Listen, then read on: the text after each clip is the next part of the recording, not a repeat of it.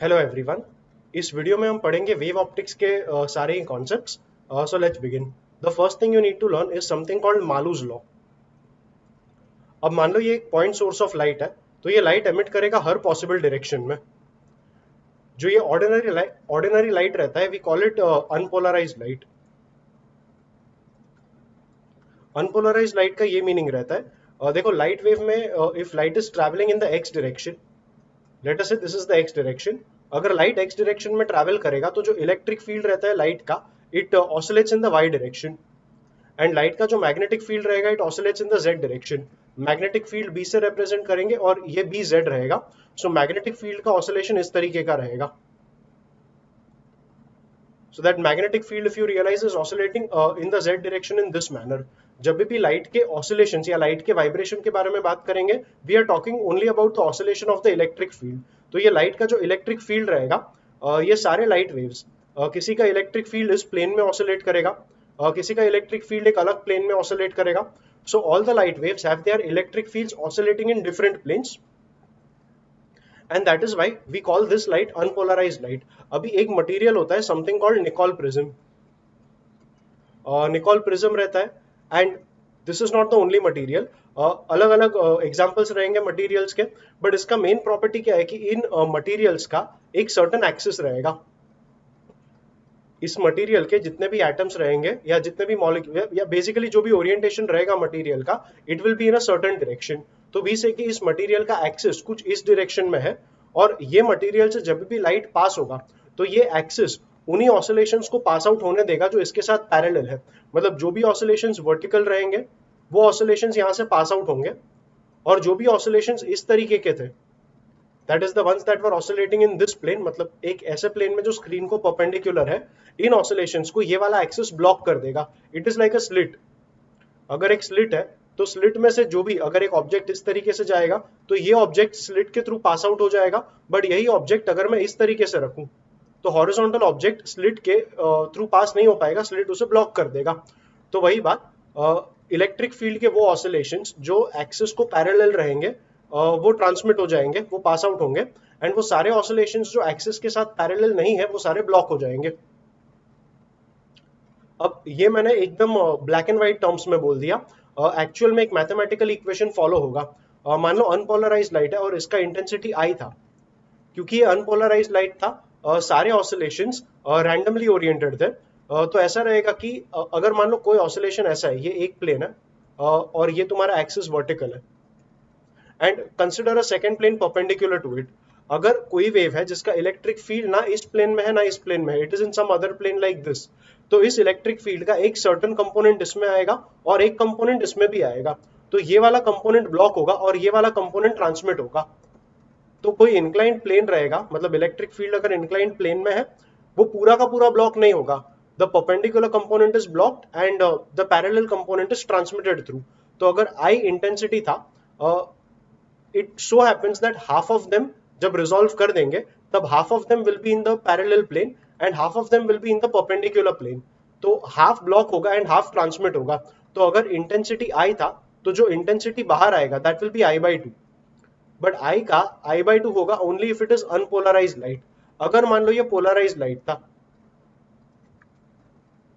अगर मेरा light polarise था इस वाले प्लेन में, मतलब स्क्रीन के प्लेन में अगर मेरा लाइट पोलराइज्ड है, and there is a prism over here जिसका एक्सिस वर्टिकल नहीं है, it is tilted with the vertical at a certain angle. So the angle between the plane of plane, इसे कहते हैं प्लेन पोलराइज लाइट। अगर light के electric field के सारे ऑसिलेशंस एक प्लेन में कंटेंट रहेंगे, तो उसे कहते हैं प्लेन पोलराइज लाइट। ये यहां से तुम्हें जो लाइट मिला है, it is plane polarise light. ये प्लेन पोलराइज्ड इसलिए है बिकॉज ये सारे ऑसिलेशंस एक्सिस को पैरेलल रहेंगे and they will all be lying in a certain plane. So या प्लेन पोलराइज्ड लाइट का जो भी प्लेन रहेगा, उसका एंगल अगर प्रिज्म के एक्सिस के साथ थीटा रहेगा, तो जो भी इंटेंसिटी बाहर आएगा, जो बाहर आएगा that will be lying in this plane now. जो भी तुम्हारा बाहर आएगा, अगर इसका इंटेंसिटी आई था, तो अभी इसका जो इंटेंसिटी आएगा that will be I cos square theta. तो ये तुम्हारा प्लेन पोलराइज लाइट के लिए फॉलो होगा। That intensity that goes inside is I, तो जो बाहर इंटेंसिटी तुम्हें मिलेगा that will be I cos square theta. Theta is the angle between the plane of plane polarised light and axis of the prism. ये diagram actually ठीक से draw नहीं किया है मैंने. So okay, if front view से देखें, मान लो ये प्रिज्म था, ये वर्टिकल था और ये एक्सिस इस तरीके से था, और जो हमारा प्लेन पोलराइज्ड लाइट था वो इस प्लेन में था. It's in a plane that is perpendicular to the screen. तो अगर ये वाले ऑसिलेशंस इस परपेंडिकुलर प्लेन में थे, तो जब बाहर आएगा तब वो इस प्लेन में ओरिएंटेड रहेंगे. मतलब a plane which is perpendicular to the screen but at this angle, मतलब इस तरीके से वो प्लेन टिल्टेड रहेगा, तो सारे ऑसिलेशंस उस प्लेन में आ जाएंगे. So yeah try to understand what I am saying here. And Malus law का ये फॉर्मूला याद रखना कि ये अनपोलराइज लाइट अगर इंटेंसिटी आई था तो बाहर आई बाई टू आएगा, एंड पोलराइज लाइट का इंटेंसिटी अगर आई था तो जो बाहर लाइट आएगा उसका intensity I cos square theta हो जाएगा. So yeah that's about Malus law and plane polarise light. Continue करो with something called Brewster's law. Brewster's law बोलो, ब्रूस्टर्स एंगल बोलो, सब एक ही बात है. So okay, you can take ordinary light. मान लो यहाँ पर एक सरफेस है, it is separating two media. एक one medium, this is medium two, this is a rare medium, this is a dense medium. एक रे ऑफ लाइट अगर यहाँ पर आएगा, if the ray of light travels from the first medium to the second medium, यहाँ पर एक normal draw कर लेंगे. अब ये जो लाइट है इट इज ऑर्डिनरी लाइट, मतलब इस लाइट में it's not one light wave, it is multiple light waves. इन सारे लाइट वेव्स का इलेक्ट्रिक फील्ड रैंडम डायरेक्शंस में ऑसिलेट होता रहेगा. So you can actually resolve all of these vibrations. One of them, one of the components will be perpendicular to the plane of the screen. इसे हम dots के साथ represent करेंगे, and one component will be in the plane of the screen like this. So ये जो हमने project किया, it is ordinary light. Ordinary light का electric field is oscillating in all random directions. हमने इन सारे इलेक्ट्रिक फील्ड्स को resolve किया. एक रहेगा perpendicular to the plane of the screen represented by the dots, and one oscillation is in the plane of the screen represented by these vertical lines. Light जब यहाँ पर आएगा तो a part of the light will be refracted and a part of the light will be reflected. जो refracted light रहेगा, अगर तुम्हारा angle of incidence एक सर्टेन एंगल है, ब्रूस्टर्स एंगल, देखो ये partial reflection and partial refraction हर angle पे होगा. Only when the angle of incidence is the Brewster's angle, तब जो रिफ्लेक्टेड लाइट रहेगा it will be perfectly plane polarised in a plane perpendicular to the plane of incidence. मतलब ये screen के perpendicular जो प्लेन आएगा, रिफ्लेक्टेड लाइट कंप्लीटली पोलराइज्ड रहेगा उस प्लेन में, and refracted light completely polarised रहेगा in the plane of incidence. मतलब स्क्रीन के प्लेन में रिफ्रैक्टेड लाइट 100% पोलराइज हो जाएगा और रिफ्लेक्टेड लाइट 100% पोलराइज हो जाएगा perpendicular to the plane of incidence, मतलब perpendicular to the plane of screen. Like I said, ये रिफ्लेक्शन एंड रिफ्रैक्शन में स्प्लिट होना, मतलब ये रिजॉल्व होना, वो हर एंगल पे होगा. बट रिफ्लेक्टेड लाइट कंप्लीटली सिर्फ perpendicular to the plane of incidence polarise होगा ऐसा नहीं है. There will be some components in the plane of screen also in the reflected light, but ये 100% polarization that happens only at Brewster's angle.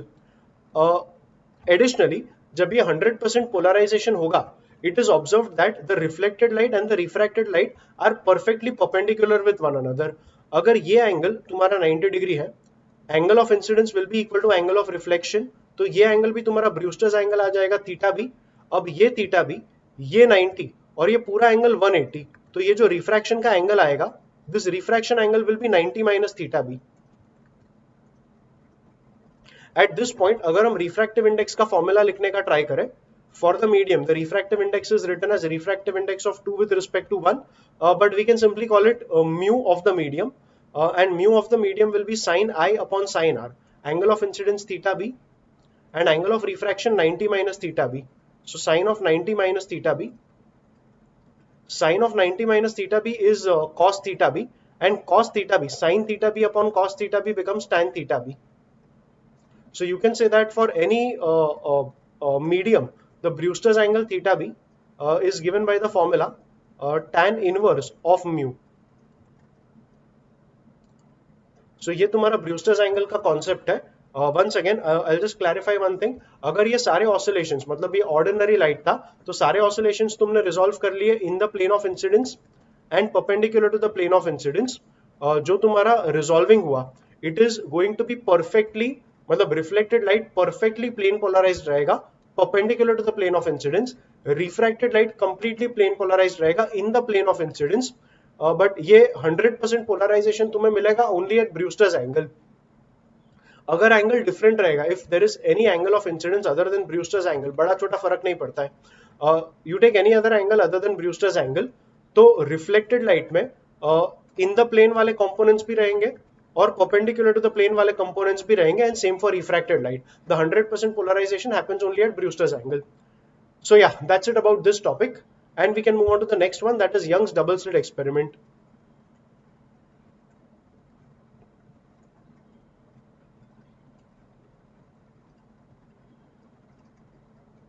Young's double slit experiment में एक पुराना topic recollect कर लो. मान लो ये लाइट वेव है और एक सिमिलर लाइट वेव यहां पर है. इफ यू रियलाइज इन दोनों लाइट वेव्स के मैक्सिमा और मिनिमा साथ साथ आते हैं. These two light waves are said to be completely in phase. इनके बीच में जो फेज डिफरेंस आएगा वो जीरो आएगा. अगर इसका एम्पलीट्यूड A1 था और इसका एम्पलीट्यूड A2 था तो रिजल्टेंट एम्पलीट्यूड जब ये दोनों एक पॉइंट पर इंटरफियर करेंगे तो रिजल्टेंट एम्पलीट्यूड का फॉर्मूला था root over A1 square plus A2 square plus 2A1 A2 cos theta. यहां पर फाई लिखेंगे and phi will be phase difference between the two waves.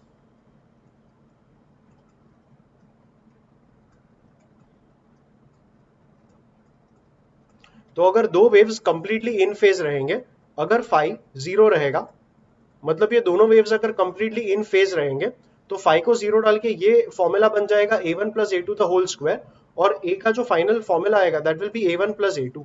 ये तुम्हारा मैक्स एम्पलीट्यूड बनेगा. मिनिमम एम्पलीट्यूड तब आएगा जब ये दूसरा light wave out of phase रहेगा, मतलब इसके मैक्सिमा पे इसका मिनिमा आना चाहिए, इसके मिनिमा पे इसका मैक्सिमा आना चाहिए, and that is how the light wave is going to propagate. So if you see this light wave and this light wave are completely out of phase और इनका जो phase difference आएगा that will be 180 degree. So अगर मैं phi को 180 degree ले लूं और phi को 180 यहां पर डाल देंगे तो cos pi -1 बनेगा. Then it is A1 square plus A2 square minus 2A1 A2. ये एक्सपेंशन हो गया A1 minus A2 the whole square का और इस पॉइंट पे तुम्हारा एम्पलीट्यूड जो है वो मिनिमम आएगा.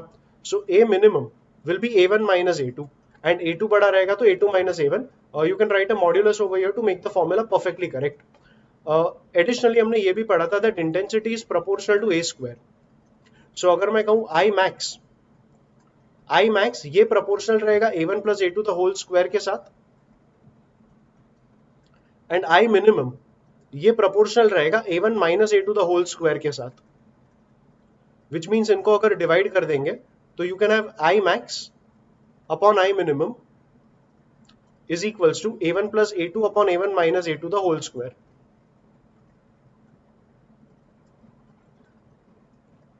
तो ये कुछ बेसिक कॉन्सेप्ट्स थे resultant amplitude and resultant intensity को लेकर. इतना कैलकुलेशन इतना कॉन्सेप्ट हमें समझ के रखना है. जब भी मैक्सिमम इंटेंसिटी मिलेगा we say it is constructive interference.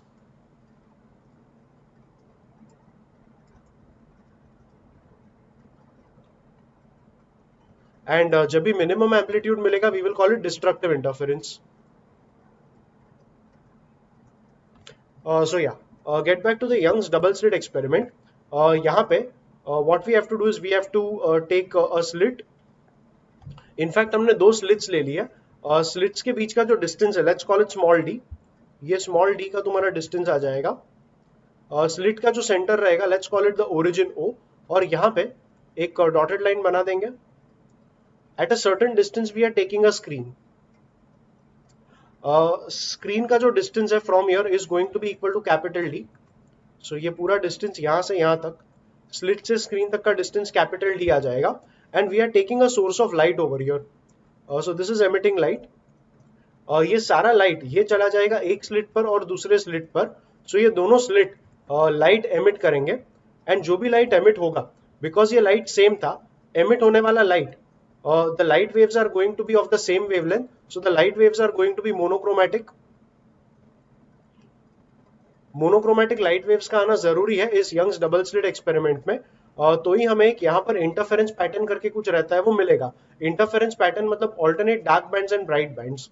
So if these are bands, ये वाला डार्क, फिर ब्राइट, फिर dark, bright, dark, bright, dark, bright and so on, ये बैंड्स, इसे कहते हैं इंटरफेरेंस पैटर्न।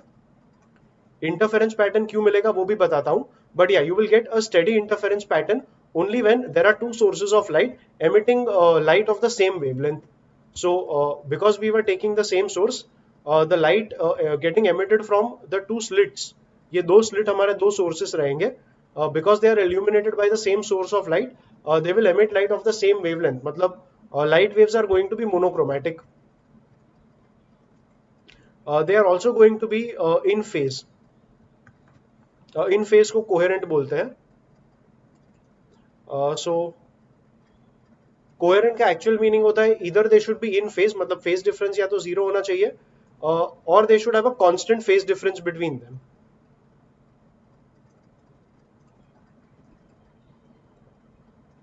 मतलब अगर यहां से जो लाइट वेव आया, if it is going like this, तो यहां से भी जो लाइट वेव आएगा वो ऐसे ही आएगा। इफ यू सी इनका मैक्सिमम मिनिमा साथ में है, तो ऐसे लाइट वेव्स को हम इन फेज कहेंगे। मान लो ये इन फेज नहीं रहे तो भी इनके बीच में जो फेज डिफरेंस है वो कांस्टेंट होना चाहिए। सो मान लो ये एक वेव है, and let us say the second wave begins slightly after the wave, मतलब इसका मैक्सिमम थोड़ा बाद में आएगा। तो ये जो फेज डिफरेंस है दोनों के बीच में ये कांस्टेंट होना चाहिए। फेज डिफरेंस का जो भी यूनिट रहेगा it will be a certain angle, radian या डिग्री में हम इसे रिप्रेजेंट करेंगे। तो phase difference is either in degree और रेडियन। एंड फेज अगर याद दिला दूं, तो वेव का इक्वेशन रहता था ए साइन ओमेगा टी माइनस के एक्स। ये ट्रिगो के अंदर का जो भी टर्म आएगा इसे फेज कहते थे। ये सब हमने स्टेशनरी वेव्स के चैप्टर में एक बार पढ़ा था। I am just redefining the terms so that ये थोड़ा मेमोरी आपका रिफ्रेश हो जाए। एंड ये इक्वेशंस के बारे में थोड़ा और डिटेल में पढ़ना है तो you can refer that video of stationary waves. So yeah the two waves must be coherent. अगर अगर यहाँ पे इंटरफेरेंस पैटर्न हमें स्टेडी चाहिए, if you want a clear interference pattern, तो दोनों का एम्पलीट्यूड सेम होना चाहिए। Two waves must be of same amplitude.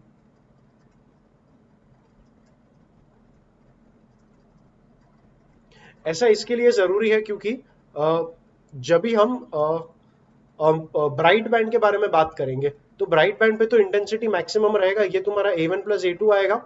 Intensity नहीं, ये एम्पलीट्यूड है, but eventually intensity is proportional to A square.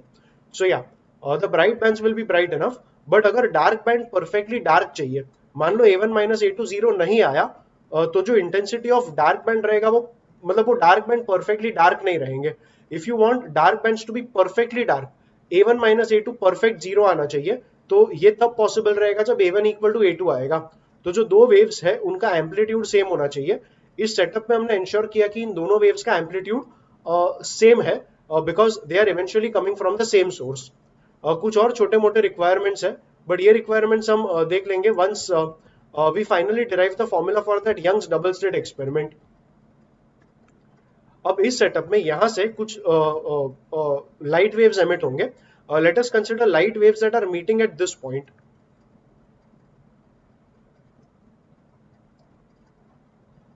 सो ये पॉइंट, ओके, इस पॉइंट को मैंने O बोल दिया था। We will actually call this point as origin, तो इसे O नहीं कहेंगे।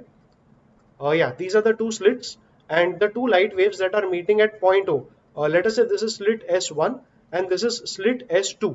जो दो लाइट वेव्स O पे मीट करेंगे, इनका जो पाथ डिफरेंस आया, they are travelling equal path only, तो इन दोनों का जो पाथ डिफरेंस आएगा वो जीरो आएगा। अगर पाथ डिफरेंस जीरो आया तो यहाँ पर कंस्ट्रक्टिव इंटरफेरेंस होगा and O is going to become a bright spot. At this point path difference and phase difference का एक फॉर्मूला समझ लो।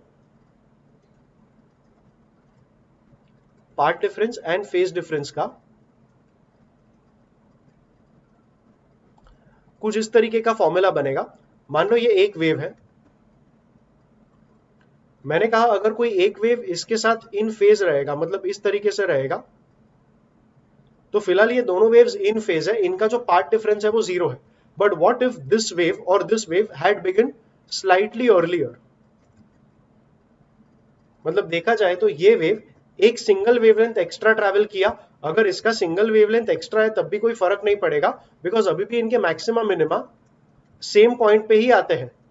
ये दोनों वेव्स अभी भी इन फेज ही है। मतलब अगर लैम्बडा का पाथ डिफरेंस आया तो फेज डिफरेंस, ये फेज डिफरेंस हम जीरो नहीं कहेंगे, we will say it is a phase difference of 2 pi. Because 2 pi का क्या कॉन्सेप्ट है, और 2 पाई मतलब एक्स वाई कोऑर्डिनेट सिस्टम में एक पूरा रोटेशन आ जाएगा।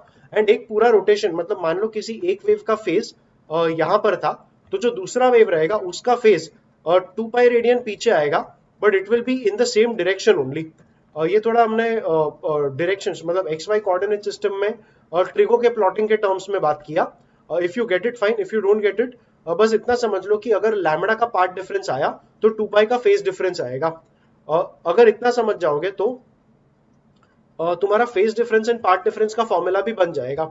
So when I say path difference of lambda, it corresponds to a phase difference, phase difference को डेल्टा फाई से रिप्रेजेंट करेंगे, ऑफ 2 पाई। सो अगर मैं इन जनरल कह दूं पार्ट डिफरेंस ऑफ एक्स, तो पार्ट डिफरेंस ऑफ एक्स के लिए मान लो फेज डिफरेंस हमारा डेल्टा फाई रहेगा। इनमें हम रिलेशन बनाने के लिए सिर्फ क्रॉस मल्टीप्लाई कर देंगे। So lambda into delta phi, that should be x multiplied by phase difference, यहाँ पर 2 पाई था। So you can say that delta phi, the phase difference will be x into 2 pi by lambda. So मान लो हमारा x का path difference आया between the two waves, then the phase difference between the two waves will be x into 2 pi by lambda, where lambda is the wavelength of light, x like I said is the path difference between the light waves, and for a path difference of x तुम्हारा phase difference इस तरीके से calculate होगा। so delta phi becomes the phase difference and x यहाँ पे तुम्हारा path difference, and lambda like I said is the wavelength of light। So yes, इसी formula को हमें यूज करना है यंग्स डबल स्लिट एक्सपेरिमेंट में। मैंने कहा ओ पे जो भी लाइट वेव्स मीट करते हैं इनका पार्ट डिफरेंस जीरो था, एंड पार्ट डिफरेंस जीरो है मतलब एक्स अगर जीरो आया तो फेज डिफरेंस भी तुम्हारा जीरो आएगा। फेज डिफरेंस अगर जीरो है तो ये दोनों लाइट वेव्स यहाँ पर इन फेज मीट करेंगे और पॉइंट ओ पे कंस्ट्रक्टिव इंटरफेरेंस होगा और यहाँ पे हमें एक ब्राइट बैंड मिलेगा। Let us say a light wave comes from S1 up till a certain point P, and S2 से जो लाइट वेव आएगा वो यहाँ तक आएगा। सो अब जो पार्ट डिफरेंस आएगा, क्लियरली S1P छोटा है, S2P बड़ा है। अब जो पार्ट डिफरेंस बना,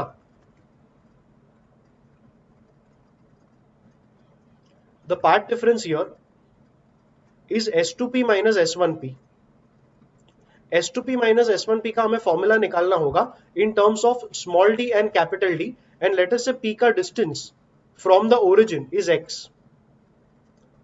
So what we are trying to find is the part difference S2P minus S1P in terms of x, small d and capital D. So यहाँ पर हम एक triangle finish करेंगे। Let's finish this triangle here. Clearly it is a right angle triangle. इतना जो distance है वो d था, okay, sorry, इतना distance d था, तो ये जो half distance आएगा this will be d by 2, which means इतना जो distance आएगा, अगर ये डिस्टेंस x था, ओरिजिन से यहां तक का डिस्टेंस x था और सिर्फ ये डिस्टेंस तुम्हारा d by 2 था, तो ये जो डिस्टेंस आएगा this will B x minus d by 2। Similarly यहां पर एक डॉटेड लाइन ड्रॉ कर लेंगे। अगर ये पूरा डिस्टेंस d था तो ये इतना डिस्टेंस यहां पर आ जाएगा d by 2, एंड फाइनली ये जो पूरा डिस्टेंस यहां से लेकर यहां तक आएगा that will B x plus d by 2। So p से लेके आई ड्रॉ इट हियर, यहां से लेके यहां तक का जो डिस्टेंस आएगा this distance is going to be x plus d by 2।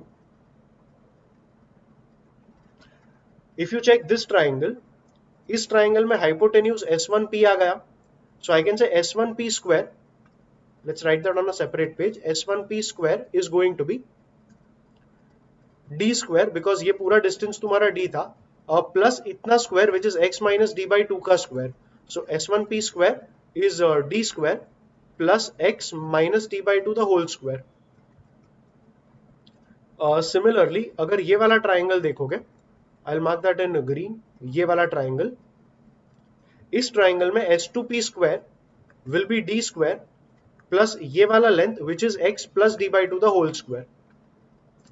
So yeah we have S2P square is equals to d square plus x plus d by 2 the whole square.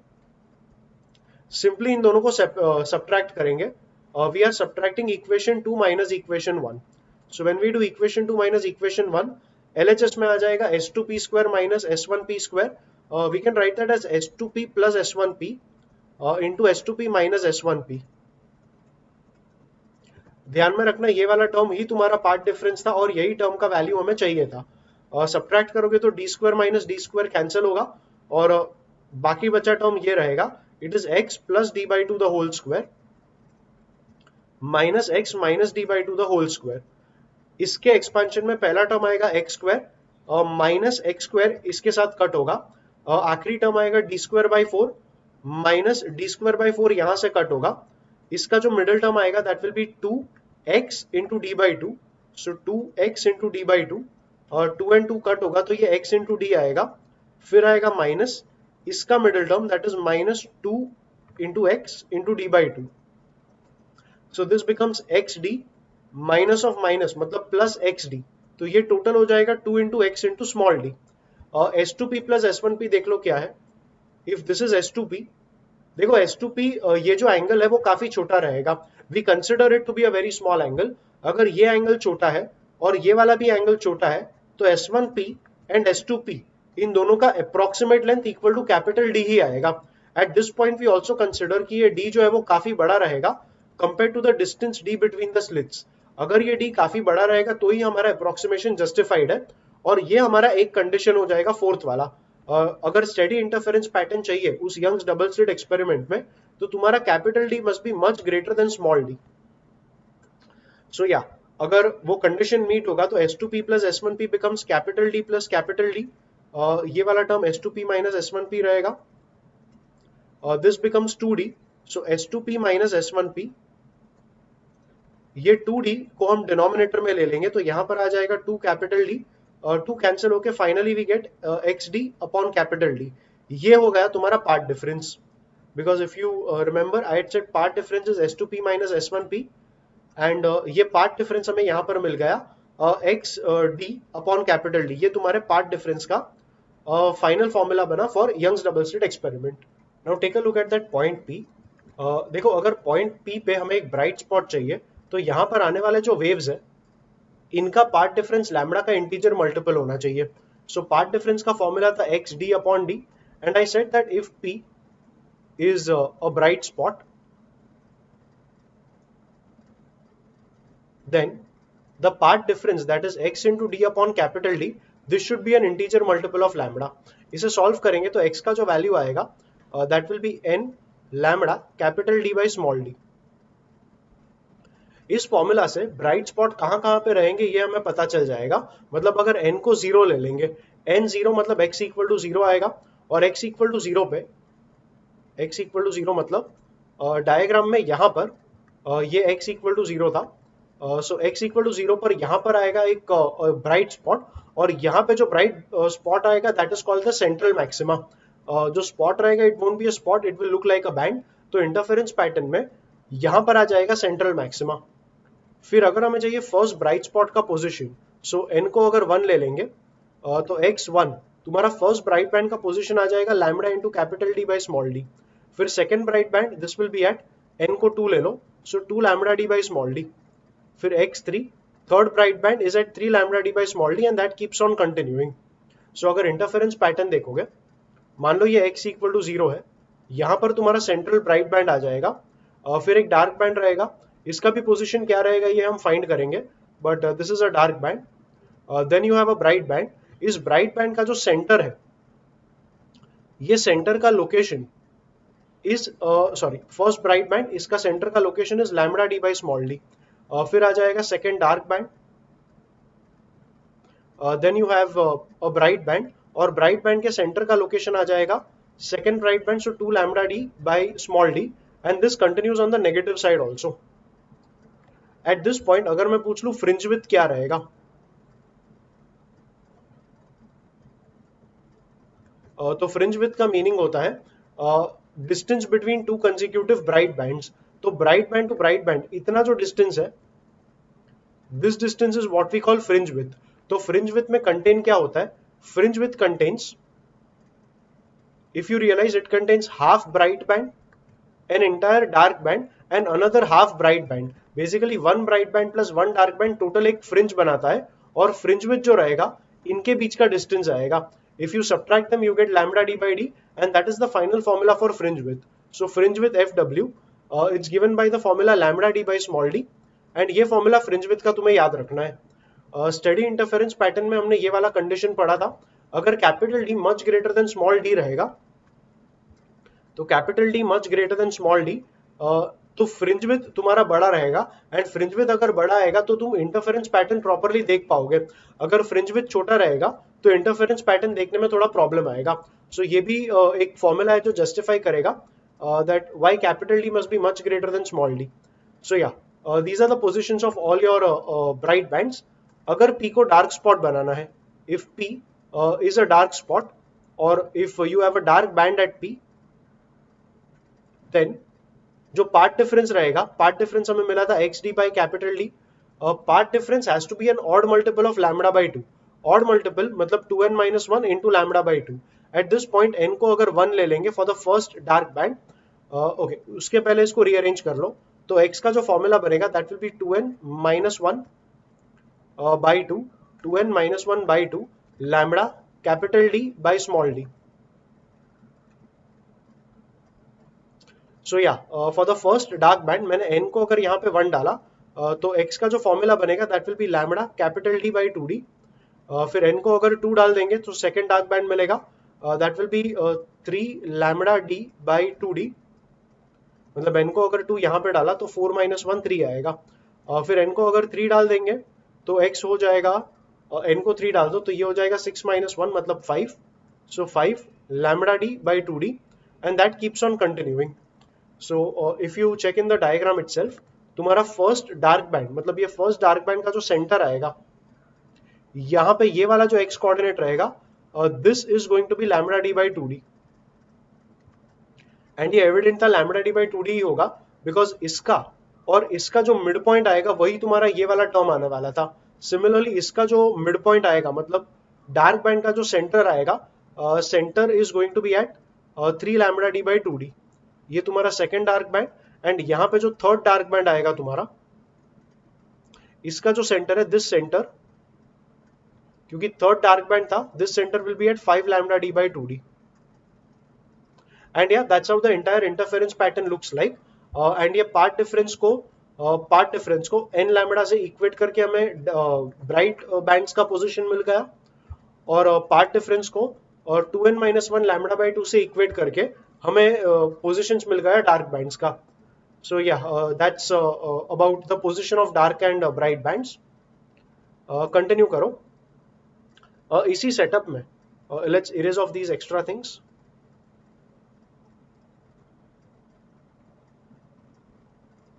Okay इसी setup में अगर ये वाला angle theta ले ले, तो ये वाला भी जो एंगल है वो अप्रोक्सीमेटली थीटा ही आएगा। आई नो ये वाला एंगल थीटा से थोड़ा बड़ा है, but we take it as theta only. So what you do is you join the centre over here to the point P, and centre to P ये जो angle बना, this angle we will call it theta. अब theta देखे इस वाले triangle में, तो sine theta is approximately equal to x upon D. If sine theta is x upon D and theta को अगर हम काफी छोटा ले ले, if theta is very small then sine theta is approximately equal to theta, and that is equal to x upon d. Theta हम लोग काफी बार कंसिडर नहीं करेंगे, we will keep the term as sine theta only. But ये भी एक चीज काफी बार बोलते हैं कि थीटा छोटा रहेगा, तो sine theta is approximately theta, and then that becomes equal to x by d. But अगर साइन थीटा के टर्म्स में देखें तो यहाँ पर एक ट्राइंगल कंप्लीट करना होगा, complete this triangle over here. And now when you finally look at this triangle, see this light is traveling a distance of s1p, ये distance और ये distance approximately equal रहेगा। So the path difference, the extra path that the second ray of light is traveling is this path। तो ये path difference क्या रहेगा, ये हमें find करना होगा थीटा के टर्म्स में। अब ये एंगल थीटा है, try to understand this। ये वाला line is okay, this was a perpendicular drawn from here up to here, तो ये 90 था। तो ये वाला लाइन अप्रोक्सीमेटली इसको परपेंडिकुलर रहेगा। आई नो एग्जैक्ट नहीं है, I know this should be taken as theta and then it will be exactly perpendicular, but this line and this line, they are approximately parallel only. तो इसलिए मैं कहता हूँ ये रेड वाला लाइन इस वाले लाइन को परपेंडिकुलर है and then the horizontal is perpendicular to the vertical. तो ये वाला भी जो एंगल बनेगा ये अप्रोक्सीमेटली थीटा ही बनेगा. So this angle here is theta. ये वाला लेंथ डी था. इस ट्राइंगल को दोबारा से देखो. इसे अगर मैं पार्ट डिफरेंस कह दूं तो sine theta is part difference upon small d. If sin theta is part difference upon small d, तो part difference का फॉर्मूला हो जाएगा d sin theta. तो काफी बार पार्ट डिफरेंस के लिए ये फॉर्मूला भी यूज किया जाएगा as d sin theta and sin theta is x by d. अगर sin theta को इसमें डाल दोगे x by d तो पार्ट डिफरेंस बन जाएगा small x into D upon capital D. But ये हमें ऑलरेडी डेरिवेशन में मिल चुका था. Small x upon capital d is sin theta. तो पार्ट डिफरेंस का formula from here also you can से is d sin theta, small d into sin theta. And ये जो डायग्राम मैंने ड्रॉ करके दिखाया वहां से भी ये एस्टैब्लिश होता है कि path difference is d sin theta. और तो ये पार्ट डिफरेंस का d sin theta का फॉर्मूला भी कभी कभी यूज होगा for the given setup. Once again erase off the extra things. इसे भी इरेज कर लो, ये भी इरेज कर लेंगे. एंड या वी इरेज्ड ऑफ S2P, तो S2P तो रहेगा. Okay. One more additional modification that they often ask is, मान लो S1 के सामने मैंने एक मीडियम रख दिया. इस मीडियम का थिकनेस T है और इसका रिफ्रैक्टिव इंडेक्स म्यू है. सो लाइट जब भी इस मीडियम में ट्रैवल करेगा तभी वो थोड़ा स्लो ट्रैवल करेगा. अगर लाइट T का थिकनेस ट्रैवल करेगा लिटिल स्लोली तो करस्पॉन्डिंग जो ऑप्टिकल पाथ रहेगा वो क्या रहेगा ये फाइंड करना है. अभी ऑप्टिकल पाथ कुछ ऐसा था. ऑप्टिकल पाथ मतलब मान लो एक मीडियम है, इसका रिफ्रैक्टिव इंडेक्स म्यू है एंड ये थिकनेस x है. So if light is travelling a thickness of x in a medium of refractive index mu in a certain time t, तो उतने ही टाइम में लाइट एयर में कितना ट्रैवल करेगा that is called optical path. तो फिलहाल मान लो मीडियम में लाइट का वेलोसिटी v है एंड एयर में लाइट का वेलोसिटी c है. तो जो म्यू है refractive index of medium with respect to air mu21, इसका फॉर्मूला था v1 by v2. सो अगर मैं कहूं refractive index of medium with respect to air तो ये हो जाएगा velocity of light in air divided by the velocity of light in medium. तो म्यू हो जाएगा c by v. इसे हम थोड़ी देर में यूज करेंगे. इस मीडियम में लाइट को ट्रैवल करने के लिए कितना टाइम लगा फॉर अ डिस्टेंस x. तो x is equals to v into t आएगा and then t will become equal to x by v. So the time taken by light to travel this much thickness is x by v. इतने ही time में light air में कितना distance travel करेगा ये find करना था and that is what I said is optical path. So optical path is going to be distance traveled by light in air. So that will be speed of light in air multiplied by time for which you have to travel. ये time of travel should be the same as time taken to travel this path and that time is x by v. अब c by v देखोगे तो c by v तो mu था. सो c by v को mu डाल देंगे and mu x ये तुम्हारा फॉर्मूला हो जाएगा ऑप्टिकल पाथ का. So this is the corresponding distance that light would travel in air if the medium was not there. मतलब जितने टाइम में लाइट x का डिस्टेंस मीडियम में ट्रैवल कर रहा था उतने ही टाइम में लाइट अगर एयर में रहता तो म्यू इंटू x का डिस्टेंस ट्रैवल करता and finally that mu x is called optical path.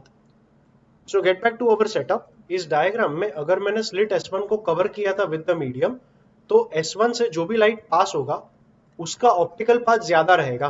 सो मान लो S1 से लेके O तक जो लाइट आया इनिशियली S1O एंड S2O इनका जो पाथ लेंथ था वो सेम था इसलिए इनका पाथ डिफरेंस 0 था.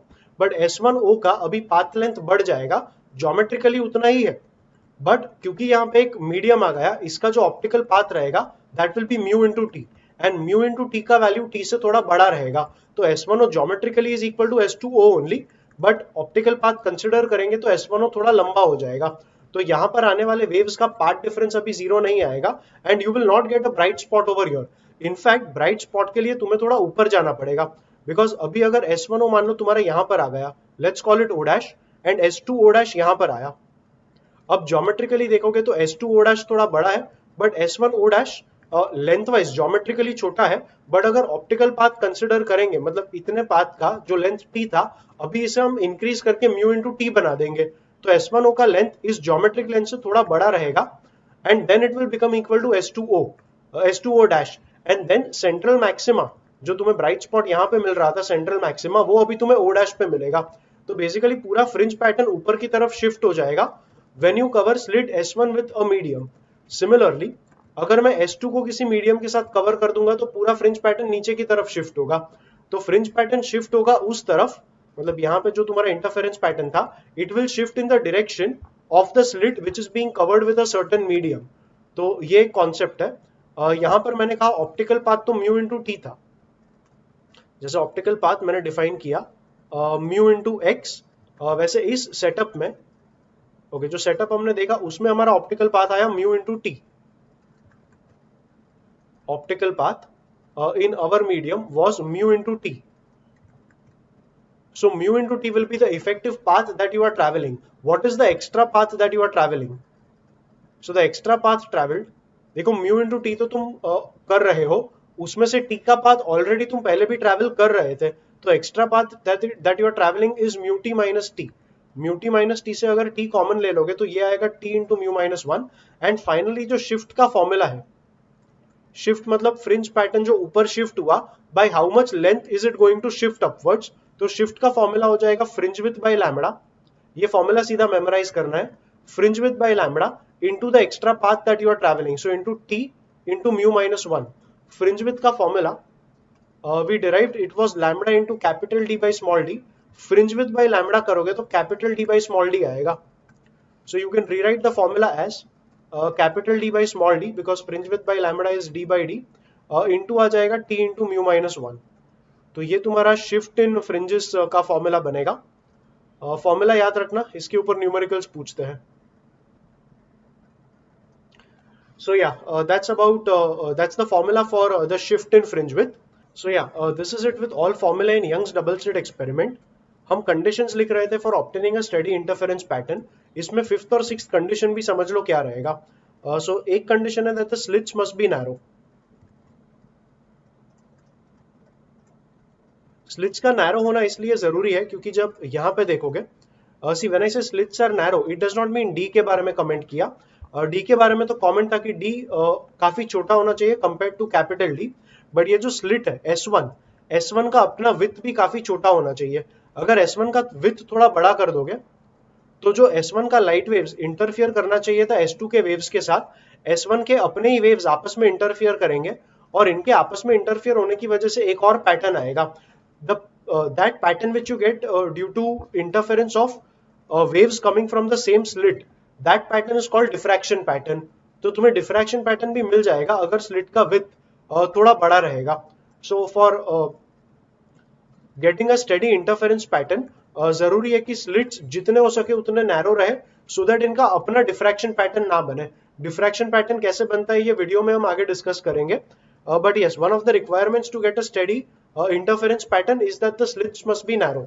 And sixth is the waves have to be in the same state of polarization. Waves have to be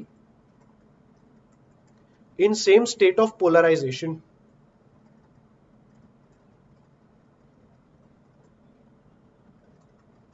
मतलब अगर S1 से निकला हुआ light, if it is plane polarised in the plane of screen, तो S2 से निकला हुआ light भी स्क्रीन के प्लेन में ही प्लेन पोलराइज्ड होना चाहिए।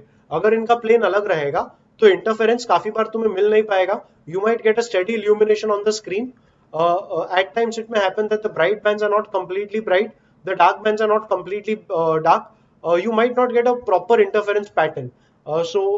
Proper interference pattern नहीं मिलेगा मतलब sharp नहीं रहेगा, and बाई चांस इसका पोलराइजेशन अगर प्लेन ऑफ स्क्रीन में है और इसका polarisation perpendicular to the plane of screen है, तो इनका इंटरफेरेंस होना पॉसिबल ही नहीं है, and you will get a steady illumination.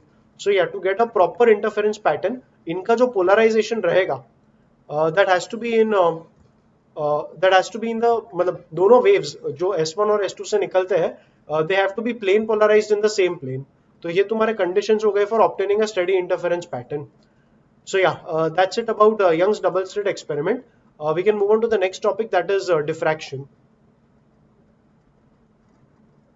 Diffraction में दो टाइप के डिफ्रैक्शंस होंगे। एक होता है फ्रेस्नेल डिफ्रैक्शन एंड दूसरा होता है Fraunhofer diffraction.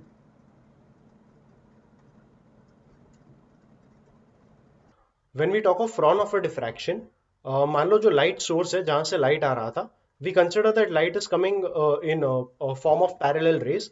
Light parallel rays के फॉर्म में तब आएगा जब ऑब्जेक्ट जो रहेगा वो काफी ज्यादा डिस्टेंस पे रहेगा। So we are considering that object is at infinity. इस केस में सिंगल स्लिट रहेगा। जैसे यंग्स डबल स्लिट एक्सपेरिमेंट में हमारे पास दो स्लिट्स थे, वैसे डिफ्रैक्शन में we consider movement of light through a single slit. एक सिंगल स्लिट रहेगा, तो ऑब्जेक्ट का distance from the slit, the object distance will be infinite and even slit से जो स्क्रीन का डिस्टेंस रहेगा वो काफी ज्यादा रहेगा and you can consider it infinity only. Infinity मतलब रियलिटी में इन्फिनिटी कुछ होता नहीं है, it's just that the object is far away from the slit and the screen is also far away from the slit. इस case में जो भी रेज ऑफ लाइट यहाँ से निकलेंगे उन्हें स्क्रीन पर प्रोजेक्ट करने के लिए एक लेंस का रिक्वायरमेंट रहेगा। सो ये थोड़ा फ्रॉनहोफर डिफ्रैक्शन का सेटअप हो जाएगा। एंड फ्रेस्नेल डिफ्रैक्शन में ये जो डिस्टेंसेस रहेंगे, distance of object from the slit and slit to screen, ये डिस्टेंसेस रहेंगे वो छोटे रहेंगे। सो डिफ्रैक्शन जो हमें इक्वेशंस पढ़ने हैं that is for Fraunhofer diffraction. Okay, diffraction का मीनिंग ये रहता है it is bending of light when it approaches or when it passes an object of dimensions comparable to the wavelength of light,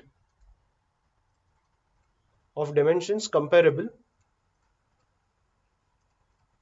to the wavelength of light lambda. मतलब ये जो slit का width था, अगर ये स्लिट विड्थ जो light waves आ रहे हैं उनके ये जो लाइट वेव्स आया उनका जो वेवलेंथ है, अगर वेवलेंथ के ऑर्डर का ही स्लिट का विड्थ रहेगा, तो लाइट यहां से जब आएगा तब वो स्ट्रेट लाइन में ट्रेवल नहीं करेगा, ये स्कैटर हो जाएगा हर डायरेक्शन में। तो ये जो स्कैटरिंग है, ये जो बेंडिंग ऑफ लाइट हुआ, that is what you call diffraction. तो या दो डिफ्रैक्शंस का मीनिंग पढ़ा हमने, Fresnel and Fraunhofer diffraction. And Fraunhofer diffraction के हमें इक्वेशंस पढ़ने होंगे। सो या consider parallel rays of light and these parallel rays of light are coming from an object kept at infinity. You can consider कि एक distant star से ये सारे रेज ऑफ लाइट आए, और ये जो स्लिट है इसका विड्थ हम a समझ लेते हैं। So the width of slit is a and यहां से लाइट हर डायरेक्शन में स्कैटर हो जाएगा। So you will need a lens to focus the light on a screen and screen भी काफी ज्यादा डिस्टेंस पे रहेगा। So let's say this distance is d। ये डिस्टेंस जो रहेगा दिस विल बी नेग्लिजिबल, तो इसे अप्रोक्सीमेटली जीरो लेंगे। और क्योंकि लेंस ये रेज ऑफ लाइट को फोकस करेगा ऑन द स्क्रीन, देखो डबल कॉन्वेक्स लेंस जो भी रहता है वो पैरेलल रेज को फोकस करता है एट इट्स ओन फोकस। तो ये जो लेंथ रहेगा, मतलब ये लेंस अगर सारे रेज ऑफ लाइट को फोकस करता है कहीं पे, तो ये लेंथ हो जाएगा focal length of the lens. You can simply call it f। So या take this parallel rays of light, lens इन रेज ऑफ लाइट को फोकस कर देगा यहां पर एंड इसे हम कहेंगे origin. So this is O। ये एक ऐसा पॉइंट है जहां पर सारे रेस का जो पाथ लेंथ है वो सेम आएगा। अगर पाथ लेंथ सबका सेम है तो पाथ डिफरेंस जीरो आएगा and eventually point O is going to be a bright spot. यहाँ पे एक ब्राइट स्पॉट बना, मतलब यहाँ पर एक ब्राइट बैंड बनेगा and consider some point P। अब पॉइंट P पे क्या होगा कि कुछ रेज ऑफ लाइट जो इस तरीके से निकले नहीं थे, some rays of light that got scattered at some angle theta. So consider all those rays of light which are coming at an angle theta with the horizontal. ये सारे rays of light जो theta से scatter हो रहे थे या theta से diffract हो रहे थे, लेट अस से लेंस इनको प्रोजेक्ट कर देता है एट द पॉइंट P। अब पॉइंट P पे इन सारे वेव्स का इंटरफेरेंस होगा and depending on constructive interference हुआ या डिस्ट्रक्टिव, पॉइंट P पे हमें डार्क स्पॉट मिलेगा या तो ब्राइट स्पॉट मिलेगा। इस पूरे सेटअप में सबसे पहले पाथ डिफरेंस का फॉर्मूला लिखने का ट्राई करो। So let us say the length of OP is x। ये लेंस की वजह से यहाँ पे ये जो डिस्टर्बेंस आ रहा था, ये सारे डिस्टर्बेंस को इग्नोर कर लो and simply consider if this is x, you can consider a triangle in this manner. Let's say यहाँ पे सेंटर था, the triangle can be considered in this manner and triangle में ये वाला जो एंगल है, this angle is going to be theta. अगर ये थीटा है, ये x है, ये पूरा distance is capital D। We can say tan theta is x upon D, and theta अगर काफी छोटा रहेगा तो tan theta is approximately theta, so theta will be equal to x upon d. So yeah, this was x, and I said theta is approximately equal to x upon d. At this point इस slit पर आ जाओ. Slit में ये वाला length a था. The path difference between the first ray and the last रे, अगर यहां से मैं एक परपेंडिकुलर ड्रॉप करूं इस तरीके से, तो ये वाला लेंथ और ये वाला लेंथ फिर इक्वल हो जाएगा. So only this much length you see is the path difference between the first ray and the last ray. तो पाथ डिफरेंस के लिए ये वाला लेंथ लगेगा. If this angle is theta, ये हॉरिजॉन्टल, ये वर्टिकल, एंड ये वाला लाइन इसको perpendicular. So I am saying this perpendicular to this, horizontal perpendicular to vertical. तो ये जो एंगल थीटा बनेगा it will be the same as this angle here. सो इसे अगर थीटा ले लें, now this was the path difference. So इस ट्राइंगल में अगर मैं कहूं साइन थीटा 90 डिग्री यहां पर था, अगर मैं कहूं sine theta, it is opposite, that is path difference upon the hypotenuse which is equal to the width of slit. तो साइन थीटा ये बन जाएगा path difference divided by the slit width which is equal to a. So path difference यहां से निकल के आएगा a into sine theta. So path difference का ये एक फॉर्मूला रहेगा ए साइन थीटा. इसे थोड़ा सा और सिंप्लीफाई कर ले तो ये हो जाएगा ए इंटू थीटा अगर छोटा रहेगा तो sine theta is approximately theta and theta is x by d. So path difference हो जाएगा a into x by capital D. तो ये तुम्हारा पार्ट डिफरेंस का फॉर्मूला आ गया. अब पॉइंट पी डार्क स्पॉट या ब्राइट स्पॉट कब बनेगा ये समझने का ट्राई करो. यंग्स डबल स्लिट एक्सपेरिमेंट में हमने कहा था if P is a bright spot then अगर P ब्राइट स्पॉट था तो यहां पर पहुंचने वाले वेव्स के बीच में पार्ट डिफरेंस तुम्हारा n लैम्बडा था. यहां पे क्या होगा कि अगर फर्स्ट रे और लास्ट रे के बीच में पार्ट डिफरेंस n लैम्बडा रहेगा तो definitely first ray and last रे कंस्ट्रक्टिव इंटरफेरेंस करेगा. बट समझ लो यहां पर 100 वेव्स थे. सो 1 2 3 से लेके इफ देयर वर 100 वेव्स, अगर फर्स्ट और लास्ट के बीच में पार्ट डिफरेंस लैम्बडा है तो फर्स्ट और 51st जो रहेगा उनके बीच में पार्ट डिफरेंस लैम्बडा बाई 2 रहेगा. So instead of first and 100th making constructive interference, it will so happen कि first and 51st रे आपस में destructive interference करेंगे और यहाँ P पे एक dark spot बनेगा. Similarly second and 52nd का destructive interference होगा because of part difference lambda by 2. third and 53rd का destructive interference होगा. वैसे 50th और 100th का भी destructive interference होके P पे तुम्हें एक dark spot मिलेगा. So पिछले केस में मतलब यंग्स डबल स्लिट एक्सपेरिमेंट में जो हमने कंडीशन लिखा था that if P is a bright spot the path difference was n lambda. इस केस में ऐसा हो जाता है स्लिट्स के लिए कि पार्ट डिफरेंस अगर n लैम्बडा ले लेंगे तो पॉइंट P पे लाइक आई सेड पहला और आखिरी रे कंस्ट्रक्टिव इंटरफेरेंस तो कर लेगा बट पहला और मिडिल रे इन दोनों का एक डिस्ट्रक्टिव इंटरफेरेंस हो जाएगा and P will become a dark spot. So इस रीजन से हम कहते हैं डिफ्रैक्शन में if P is a bright spot then path difference, पहले तो डार्क के लिए बात कर लेते हैं. If P is a dark spot then path difference is going to be n lambda and path difference का फॉर्मूला हमने यहां पे फाइंड कर लिया a x by d. So path difference को डाल देंगे a into x by d equals to n lambda and x का फॉर्मूला बन जाएगा n lambda capital D upon small a. इस फॉर्मूला से तुम्हें डार्क स्पॉट्स कहां कहां पे रहेंगे इनका लोकेशन मिल जाएगा. So x will be equal to, अब n सारे इंटीजर वैल्यूज ले पाएगा बट जीरो नहीं डाल सकते बिकॉज जीरो डालोगे तो सेंट्रल पोजीशन पे आ जाओगे एंड सेंट्रल पोजीशन पे एक ब्राइट बैंड था. So you can't have a dark band at the central position. तुम्हें n को 1 डालना होगा. n को 1 डाल के lambda D upon a becomes the position of the first dark band. x2 second dark band आ जाएगा 2 लैम्बडा डी बाई डी पर, 2 लैम्बडा डी अपॉन डी नहीं स्मॉल ए. फिर x3 the third dark band will be at 3 lambda d upon capital A and so on. Just a correction, it's not capital A, it is small a only. So yeah, यहाँ पर भी अगर fringe width define करना होगा तो fringe width is the distance between any two consecutive dark bands और between any two consecutive bright bands. फिलहाल दो dark bands का अगर difference ले लोगे तो ये हो जाएगा 2 lambda d upon A minus lambda d upon A which is lambda d upon A only. तो ये तुम्हारा fringe width का फॉर्मूला बन गया. एंड फ्रिंज विड्थ मतलब यहाँ पर भी ये जो तुम्हें लोकेशंस मिले ये centre of the dark bands के लोकेशन रहेंगे. अगर डार्क स्पॉट के लिए पार्ट डिफरेंस n लैम्बडा था तो ब्राइट स्पॉट के लिए उल्टा हो जाएगा. if P is a bright spot, then part difference of the rays that reach at P, then the part difference you have to take it as 2n plus 1 lambda by 2, basically lambda by 2 का odd multiple. अब यहाँ पे 2n plus 1 क्यों लिया? Because if you realize हमने Young's double slit experiment के लिए हमने पार्ट डिफरेंस को लिया था 2n माइनस 1 लैम्बडा बाई 2, तो माइनस 1 इसलिए लिया बिकॉज यहाँ पे वहां पे माइनस 1 था, यहाँ पे प्लस 1 लिया. प्लस 1 इसलिए लिया बिकॉज यहाँ पे जो तुम्हारा सेंट्रल मैक्सिमा रहेगा उसका विथ डबल रहेगा. बिकॉज सेंट्रल मैक्सिमा का विथ डबल रहेगा, तुम्हें लैम्बडा डी बाई 2a, ये जो लैम्बडा डी बाई a पे तुम्हारा पहला डार्क बैंड मिला, तुम्हें लैम्बडा डी अपॉन 2a पर तुम्हारा पहला ब्राइट बैंड नहीं मिलेगा, यहाँ पर तुम्हारा सेंट्रल ब्राइट बैंड ही रहेगा. So your first bright band actually begins from 3 lambda D upon 2a, which is y 2n minus 1 से तुम्हें कोई लोकेशन नहीं मिलेगा, तो 2n प्लस 1 यूज करना यहाँ पे जरूरी था. तो path difference once again we will write it as x, path difference हमें मिला था x a upon d. So x a upon d is equals to 2n plus 1 lambda by 2. So x का जो फॉर्मूला बनेगा that is 2n plus 1 by 2 into lambda D upon ए.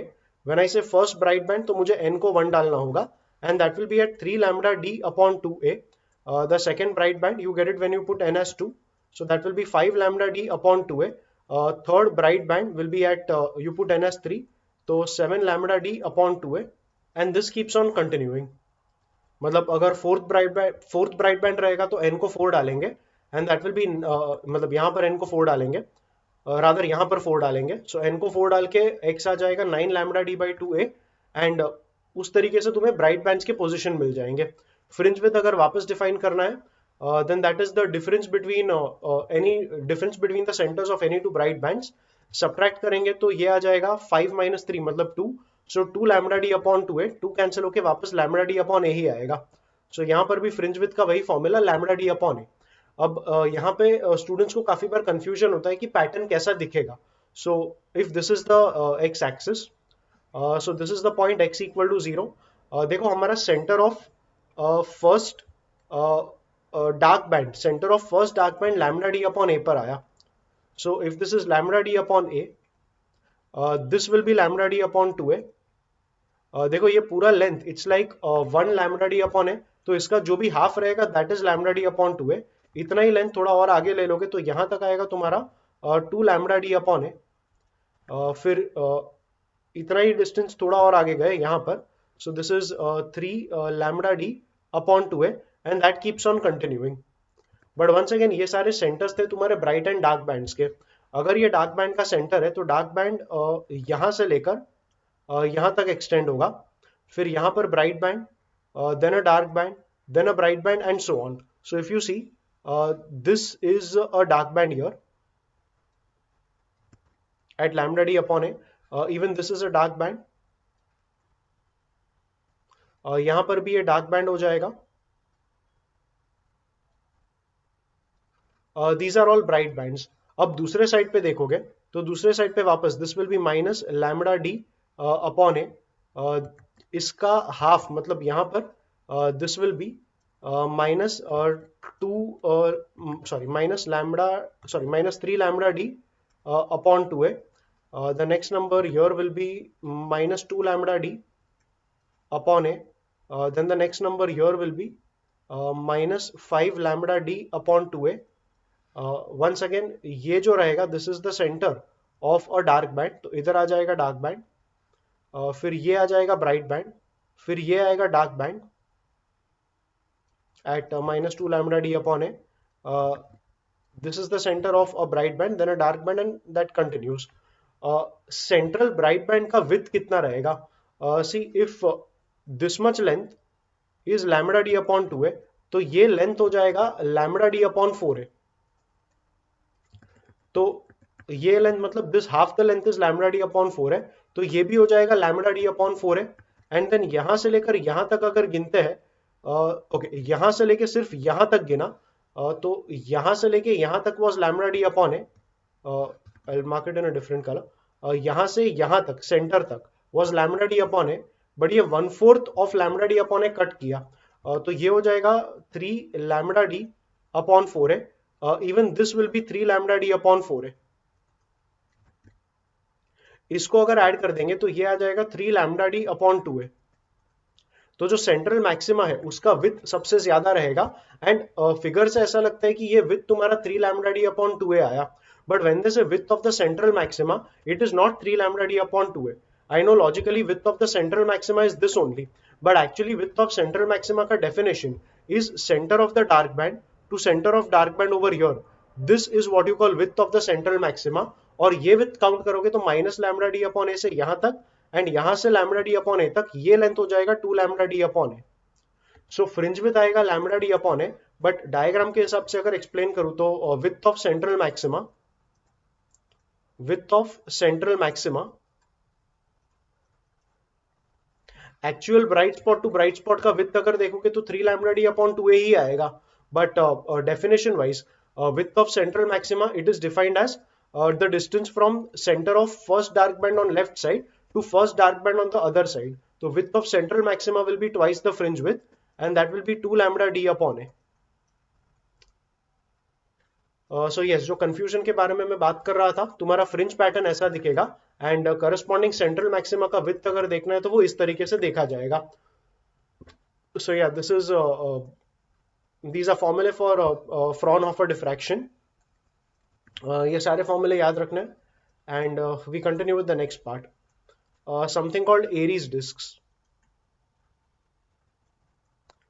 ये Fraunhofer diffraction में जो भी रेज ऑफ लाइट आ रहे थे they were coming from an object kept at infinity. तो मान लो एक स्टार है, स्टार से ये पैरेलल रेज ऑफ लाइट आ गए और यहाँ स्क्रीन पर एक डिफ्रैक्शन पैटर्न बना। अब डिफ्रैक्शन पैटर्न एक्चुअली ऐसा बैंड्स के फॉर्म में नहीं रहेगा। When you see a diffraction pattern it will actually be in the form of circles, मतलब सेंटर में एक सर्कल रहेगा, that will be the central maxima, ये सबसे ब्राइट होगा, फिर एक डार्क सर्कल आएगा, इसका विथ सेंट्रल मैक्सिमा के कंपेयर में हाफ रहेगा। एक्चुअली अभी हाफ नहीं बोल सकते बिकॉज एग्जैक्ट सिर्फ डार्क पार्ट का रेडियस बोलेंगे तो ये 3 lambda D by 3 lambda D by 2a था, and the actual width of only the dark band, यहां से अगर देखोगे तो बेटर पड़ेगा, एक्चुअल डार्क बैंड का जो विथ है it is lambda D upon 2a, because यहां से लेके यहां तक it is lambda D upon a, तो अगर सिर्फ इतना लेंथ कंसिडर करोगे तो ये लैम्डा डी अपॉन a का हाफ आएगा which is lambda D upon 2a।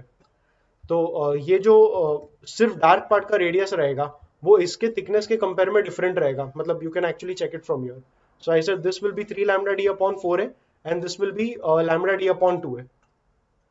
Yeah, then you can have one more, then you will have one more dark band, then you will have another you will have a bright disk, then a dark disk again,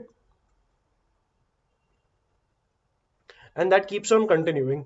इसमें central disc तुम्हारा सबसे thick and bright रहेगा, जो भी intensity रहेगा bright and dark bands का, as you go out the intensity drops. Intensity of central bright band is maximum,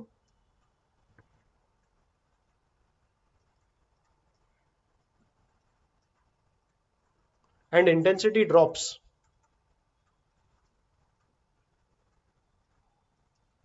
for outer bands. Whereas Young's double slit experiment में interference pattern का ऐसा नहीं था। interference pattern में तुम्हें जो भी बैंड्स मिल रहे थे इनका intensity, the brights will be equally bright and the darks will be equally dark, intensity अलग नहीं रहेगा।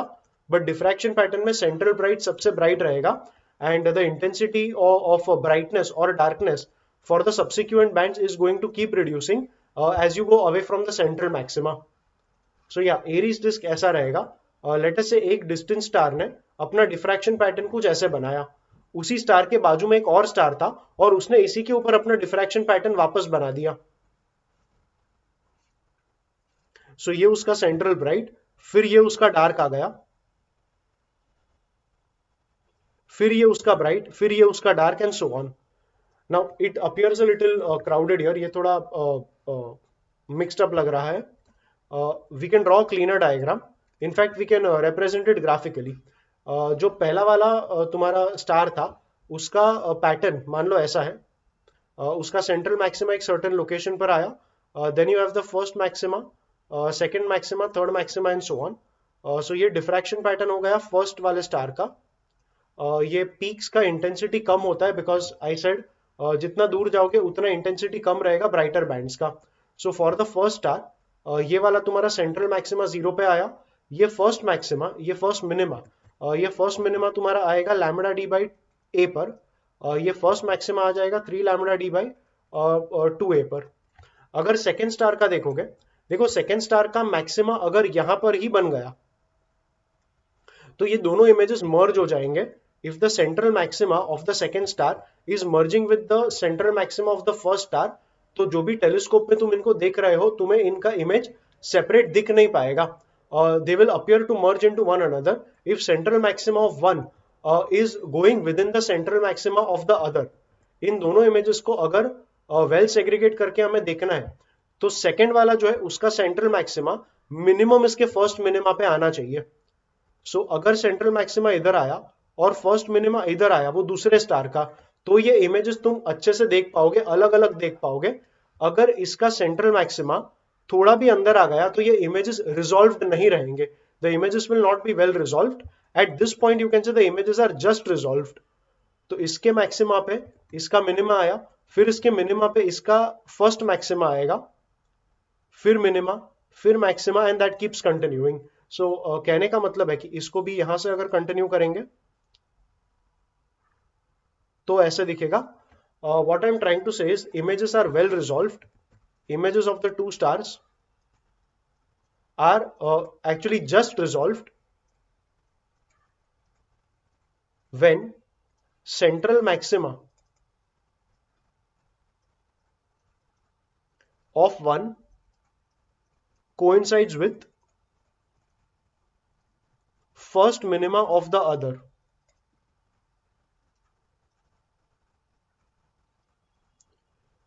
and vice versa। मतलब इसका मैक्सिमा अगर इसके मिनिमा के साथ कोइंसाइड हुआ तो इसका भी मैक्सिमा इसके मिनिमा के साथ कोइंसाइड होना चाहिए। ये कंडीशन जब मीट होगा तभी इमेजेस जस्ट रिजॉल्व्ड रहेंगे। और अगर ये सेकेंड स्टार का जो भी डिफ्रैक्शन पैटर्न है वो कंप्लीटली बाहर बनेगा, मतलब ये पीक काफी बाहर रहेगा, तो तुम उन दो स्टार्स के इमेजेस को सेपरेट देख ही पाओगे। उस केस में हम कहेंगे इमेजेस आर वेल रिजॉल्व्ड। अगर यही चीज यहाँ बाहर की तरफ बन जाती तो इस केस में हम कहते हैं well resolved. So let us से मार्क दैट इन ग्रीन। मान लो ये इस तरीके से रहता। सो क्लियरली इसका सेंट्रल मैक्सिमा इसका सेंट्रल मैक्सिमा काफी बाहर है। इनफैक्ट इसका फर्स्ट मिनिमा के बाहर इसका सेंट्रल मैक्सिमा आ गया, एंड सो ऑन। इसके भी फर्स्ट मिनिमा के बाहर गया इसका सेंट्रल मैक्सिमा। इस केस में भी say that the images are well resolved.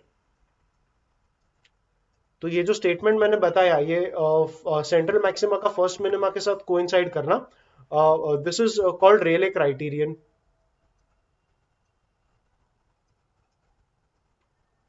Rayleigh criterion या Rayleigh criteria for resolution of images.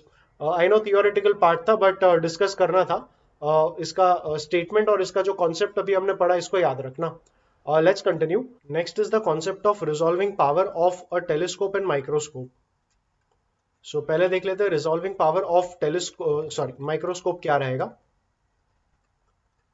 Microscope का काम रहता है कि दो ऑब्जेक्ट्स, मतलब माइक्रोस्कोप का काम रहता है कि अगर एक छोटा ऑब्जेक्ट है तो उसे मैग्नीफाई करके हमें देखना है। Let us say there are two objects very close to each other.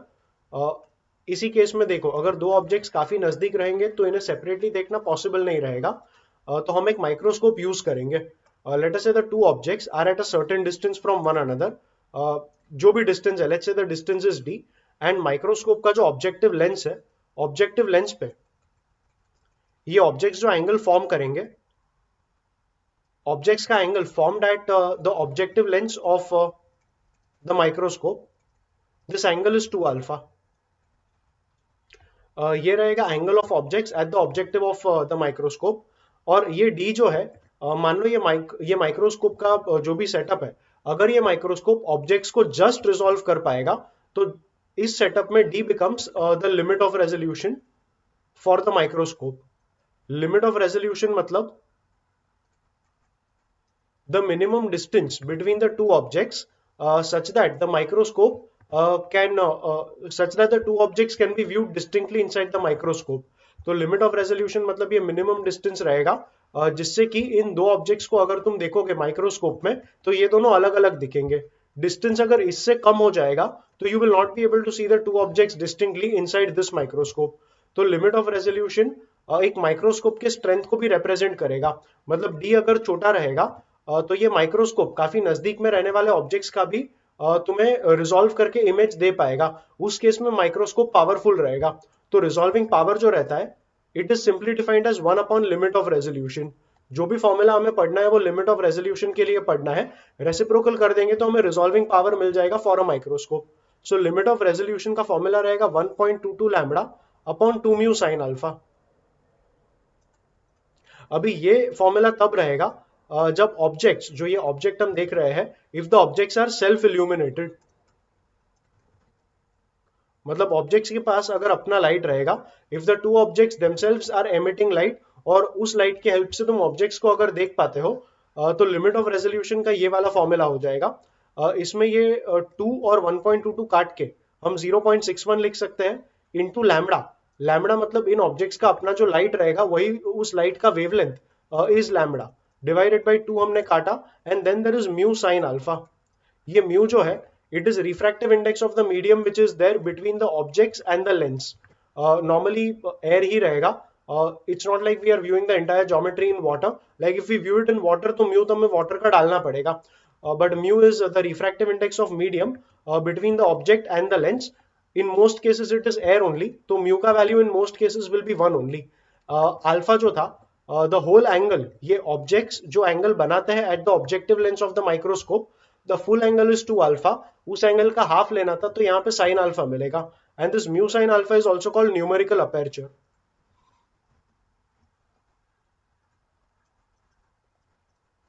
In short Na, so we also write the formula as 0.61 lambda upon Na। And LOR का फॉर्मूला ही तुम याद रखो। Like I said, resolving power कभी पूछ लिया तो it is reciprocal of LOR। तो LOR की फॉर्मूला याद रखेंगे, एंड आर रिजॉल्विंग पावर चाहिए तो इसका रेसिप्रोकल ले लेंगे।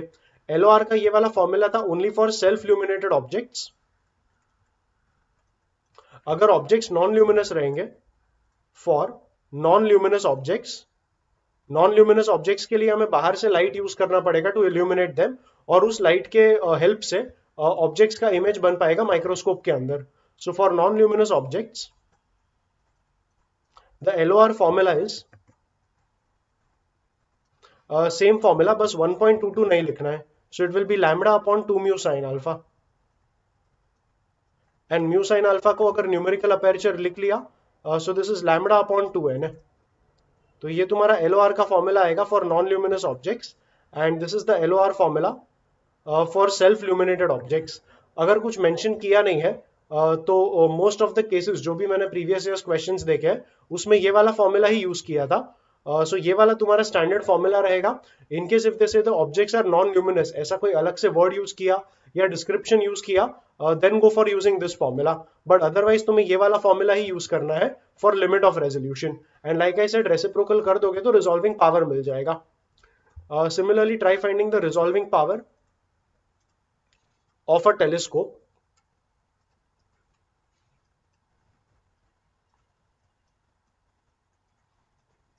टेलीस्कोप में मान लो ये तुम्हारा ऑब्जेक्टिव लेंस है। लेंस का ऑप्टिकल सेंटर इस लाइन में लाई करेगा। So this is the optical centre of the lens. Let us say there is one star here and there is another star here, और ये दोनों जो ऑप्टिकल सेंटर पे एंगल फॉर्म करेंगे ये डी थीटा फॉर्म करेंगे। So d theta is like the angular separation between the two stars, और ये डी थीटा का एक मिनिमम वैल्यू लगेगा so that we can look at the stars separately. अगर ये स्टार्स के बीच का ये एंगल जो है वो और भी छोटा हो गया तो टेलीस्कोप के हेल्प से हम दोनों स्टार्स को अलग अलग नहीं देख सकेंगे। The two stars will appear to be a single object only. So या ये जो मिनिमम डी थीटा लगेगा, the minimum angular separation between the stars, so that we can see them distinctly, ये डी थीटा हो जाएगा। ये d theta हो जाएगा limit of resolution for a telescope. And जैसे पिछले में भी हमने लिमिट ऑफ रेजोल्यूशन का ही फॉर्मूला पढ़ा था, इसमें भी हम लिमिट ऑफ रेजोल्यूशन का ही फॉर्मूला पढ़ेंगे। So d theta will be 1.22 lambda upon D.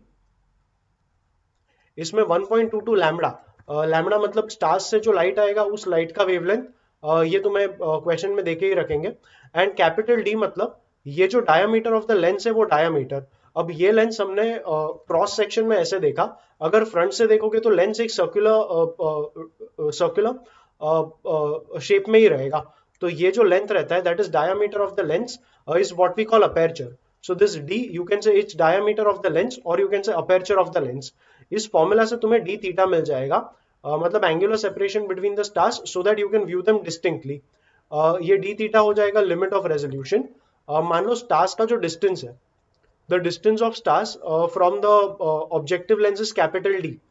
इस केस में इनके बीच का जो सेपरेशन है वो भी हमें मिल जाएगा, क्योंकि ये लाइंस मतलब ये डी थीटा तो छोटा ही है, ये थीटा भी अप्रोक्सीमेटली नेग्लिजिबल रहेगा, मतलब this theta is also approximately zero only. And because the stars are quite at an infinite distance, ये वाला और ये वाला लेंथ भी हम कैपिटल डी कंसिडर कर सकते हैं। सो आर्क लेंथ का फॉर्मूला यूज करें तो arc length is going to be D into D theta. इससे तुम्हें डिस्टेंस बिटवीन द स्टार्स भी मिल जाएगा। So distance between the stars is D into D theta.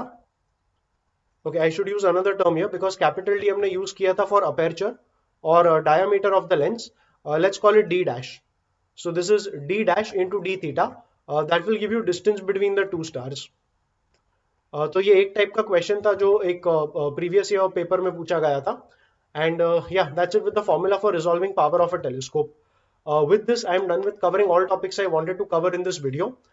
Like all other videos, textbook का reading एक बार definitely करना, if not textbook, any other reference book you have, read this chapter from the reference book. आपको थोड़ा और topics जानने मिलेंगे। Whatever I have covered is mainly the formula part of the chapter, but theoretical काफी सारे छोटे छोटे parts तुम्हें मिलेंगे when you read the textbook or any other reference book that you are using.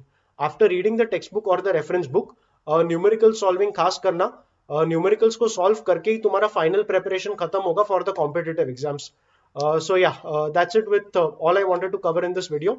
I hope that the contents of this video have been someplace somewhere helpful to you in your preparation. Thank you for watching.